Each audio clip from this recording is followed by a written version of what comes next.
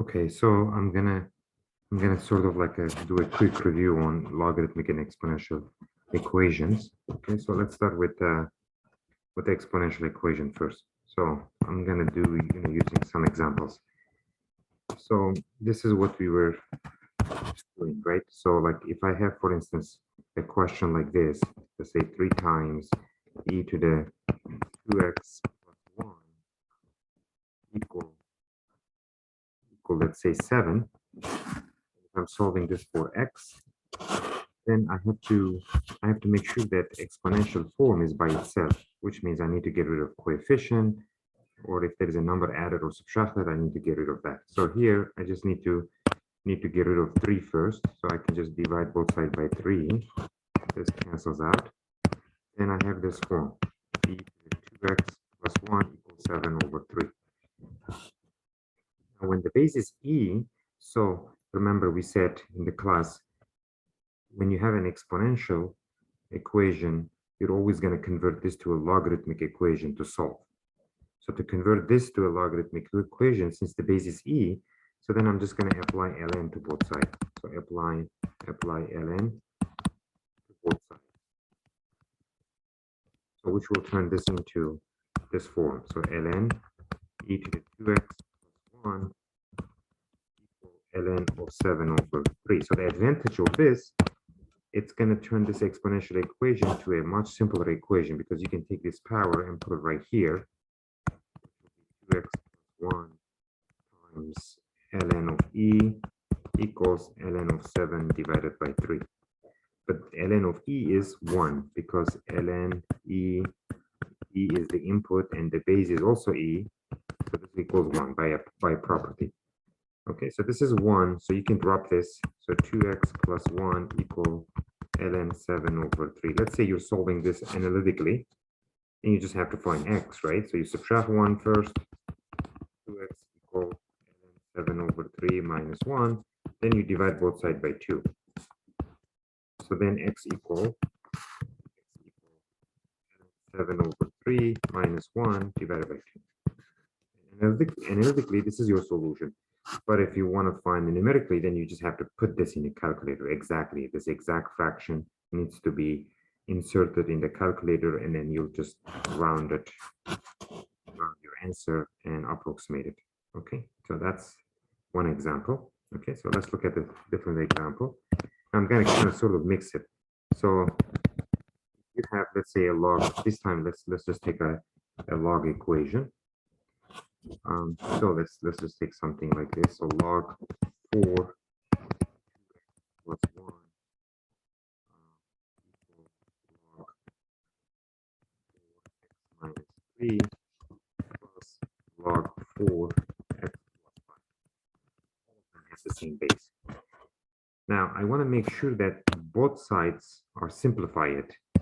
So if I can combine these two and write it as a single logarithm, then since I have a single logarithm on the left-hand side, then I'll be able to cancel the log. Okay, so I'm just going to write this as a single logarithm using property 6, which means you multiply the input since there is a plus sign here. So that's x minus 3, x plus 5. That's the side. And the other side is already single log, so we don't do anything there yet. Both sides contains just a single logarithm, then you can just get rid of log. You don't need to keep this anymore. Then you'll have input, the first input on the left equal the second input on the right side, and then you'll solve this equation. The equation could be linear, could be rational, could be quadratic, so whatever it is, we're just going to solve it. Okay, so if I multiply this, I have to FOIL this, then plus the next one is 5x, and then this one is negative 3x, and this number is negative 15. So this is negative 15 right here, and then 2x plus 1. It looks like I get a quadratic equation because the power of x is 2. So then I'll keep simplifying it with, and this is plus 2x, negative 15. So I'm just going to move everything to one side. So I will subtract 2x, which notice there is a 2x here too, so they're going to cancel. This 2 is canceled. So I have 1 equal x squared minus 15. Then I can add a 15 to both sides, so it will be x squared equals 16. Then I'll take the square root of both sides, so x equals plus minus 4. Now, both of them may not be solution. They may or may not be the solution. I'm just going to have to plug it in and check. So if I check this for x equal -4, and when you plug -4 into here, you'll get -7, which cannot happen because log of negative number does not exist. So then I reject this immediately. Now for x equal +4, we'll also plug this in. This is going to be positive. 4 minus 3 is positive. 4 plus 5 is positive. So then we'll accept this as a solution. So the solution is just x equal to +4. I hope you get the strategy. Strategy is, if you have multiple logs on both sides, then just reduce that as single log and then just cancel out the log and solve the remaining equation. So in the homework, I think there were problems like this. So let me just pick one of them. You can find it in the YouTube channel too. There are some questions like that too, but let me just help you guys to solve one of them. So let's say you have ln of let's say y minus 3 minus 2x equals 1, and let's say I'm solving this equation for y.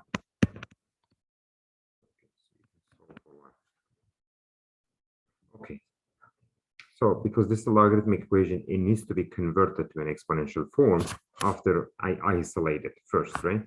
So to isolate this guy, I'm just going to add 2x to both sides. So ln y minus 3 will equal to 1 plus 2x. Now, log is isolated, so we can go ahead and do that, right? Do that conversion. So I'm going to put an e here, right? Because base is always e for ln. So then when you convert it, you do base to the output equals input, right? So y minus 3 is going to equal to e to the 1 plus 2x. And then you have to just isolate y now because you're solving for y. That means you just have to add 3 to both sides. So this will be y equal to 2x plus 1 plus 3. And that's it basically. Okay. Now let's say this time we're solving this equation. Okay. So let's say 15 to the x minus 3 equals 7 to 1 plus 5x. We're solving this for x. Okay, see, you can always just take ln of both sides or log of both sides, always. With exponential equation, always do that. After, of course, it's simplified. After exponential form is by itself. So since it's by itself, right, both sides exponential is by itself. There is nothing added or subtracted. There is no coefficient. I can go ahead and just apply the log. So when you apply the log, you're going to have log 15x minus 3 equal log 7 to 1 plus 5x. And this will allow you to move each power of input on a log. And you get x minus 3 times log 15 equal 1 plus 5x times log 7. And log 15 and log 7s are basically just numbers, right? And you can find those numbers by just entering those in your calculator. So like for instance, log 15 is 1.8, close to 1.8. So I'm going to approximate it. So this is 1.8, and log 7, okay, log 7 is 0.84. So this is 0.84. Now I will have 1.8 multiplied by x minus 3, and I'll have 0.84 multiplied by 1 plus 5x. Then all I need to do is now solve this linear equation. You see, the complicated one turns into a simple one. So 1x minus, this is 5.4 equal 0.84 plus 5 times 0.84. So 5 times 0.84 is 4.2. So this is 4.2x.